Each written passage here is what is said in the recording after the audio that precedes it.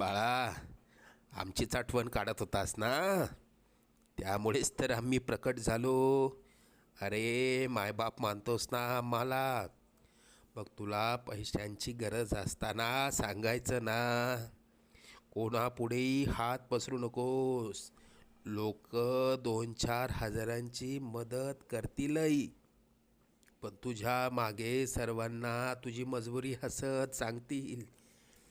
आता तुला कोणापुढे हात पसरण्याची वेळच येणार नाही. तू आजपर्यंत भरपूर दुःख सहन केलंस. लवकरच तुझ्या रडक्या भाग्यात सुखाचे दिवस येतील.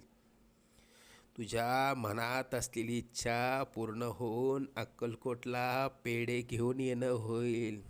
येशील ना आम्हाला भेटायला अक्कलकोटला? सगळं मनासारखं